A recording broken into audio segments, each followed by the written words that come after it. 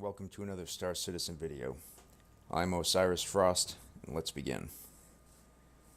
So today I wanted to talk about what is Star Citizen, and I wanted to give you kind of a high-level overview, and in the future we can zoom in on some of these details that we discussed today with more specific videos, but this is just sort of a getting your feet wet if you're new to the game, or you heard about it and you're kind of curious and want to know where to begin. So Star Citizen began as a crowdfunding campaign by a guy named Chris Roberts, creator of the Wing Commander game that was popular back in the 90s and its sequels, and he kind of revolutionized the space sim genre. So back in 2012, when Chris started the crowdfunding for Star Citizen, when I first heard of the program, crowdfunding campaign proceeded, and interestingly, it raised a lot more money than Chris Roberts was expecting. So at the end, he polled the backers and asked if they wanted him to make the game he had advertised in the Kickstarter,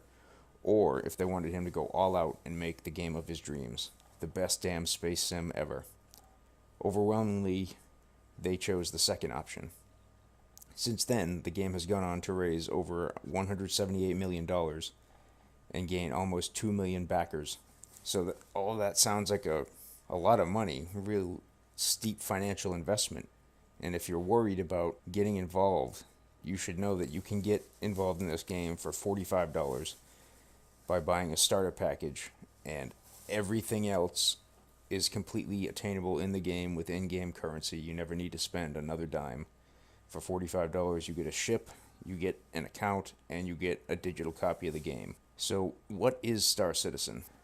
Star Citizen is really two games in one. It's Star Citizen and Squadron 42.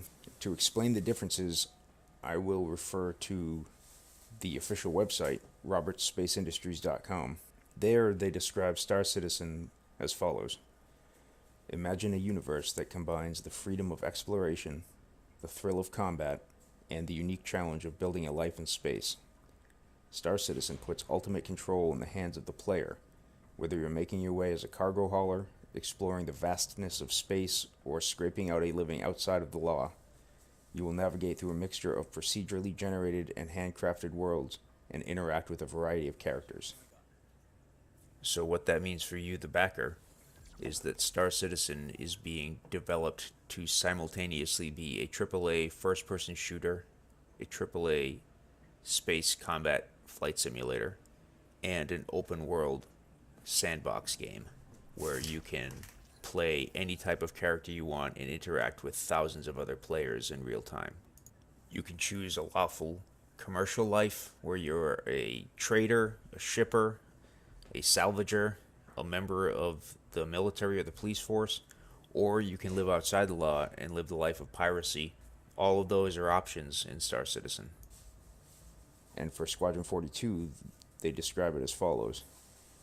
Embark on a cinematic single-player adventure as a rookie Navy combat pilot in the Star Citizen universe. Get to know your crewmates aboard a living capital ship while deciding on how to overcome challenging missions and deadly enemies.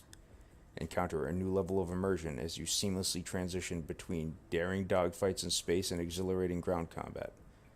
You'll experience unprecedented emotion and life with stunningly realistic characters and cutting-edge performance capture of top-tier actors like Mark Hamill, Gary Oldman, and Gillian Anderson.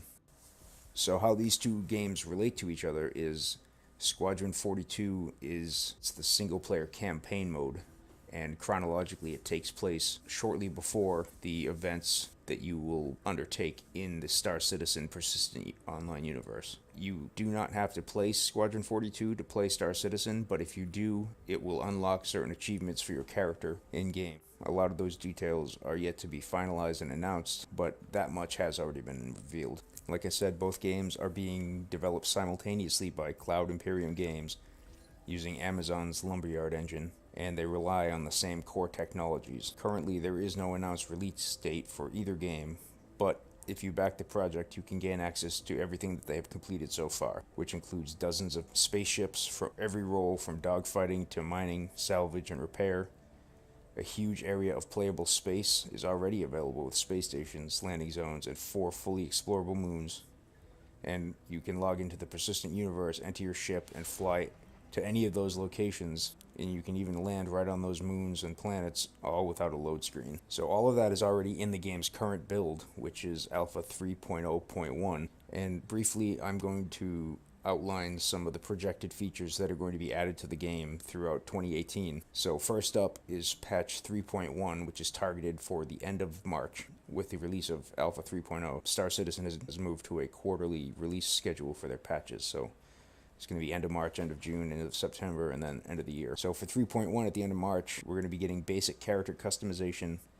We're going to be getting 3 new ships, a new vehicle, new weapons, and network bind culling, which is network code fixes that are designed to improve performance.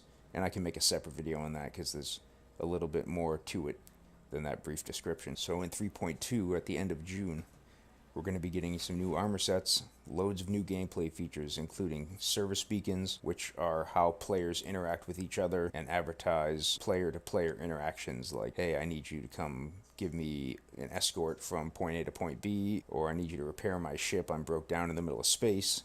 These are all going to be things that you can do in-game to spontaneously generate content without the game having to generate that content for you. Also in 3.2 are going to be the mining, salvage, and basic repair mechanics, ship-to-ship refueling, item degradation.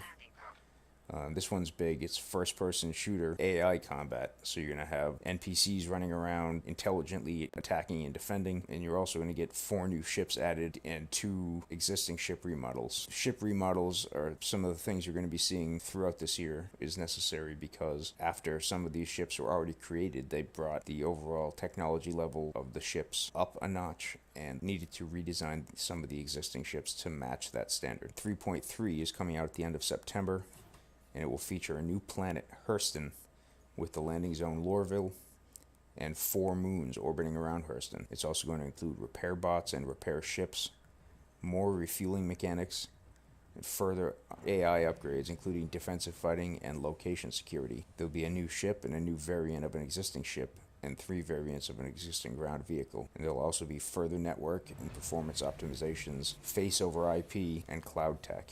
And those last couple of things will probably get their own videos as time goes on. Face over IP is one I'm pretty excited about myself. Lastly, at the end of the year, they're going to close out with patch 3.4, and this will include playable female characters. It will also include a new planet, ArcCorp, with its landing zone Area 18 and 2 moons in orbit of that planet. It'll include orbital cargo depots, land claims, and related systems, AI planetary landing, several new and reworked ships, further network optimization, and server meshing. And server meshing is one of the big staple technologies they wanted to add to their back end, and that will effectively do away with the old-fashioned MMO idea of different servers. In essence, it will make one mega server, and I can do a video on that as well. 2018 promises to be the most exciting year in Star Citizen's development so far. Even if they only get half of the stuff into the game, it's still going to be a dramatic change to the current model of gameplay, and I'm really excited and looking forward to all of that. So that's all for today's show. Thanks for listening.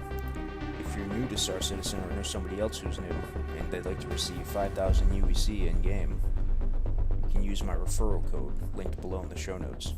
If you have any questions or episode suggestions, go ahead and throw them in the comments. Also, please be sure to like and subscribe, and I really appreciate that. Thanks, and I'll see you next time.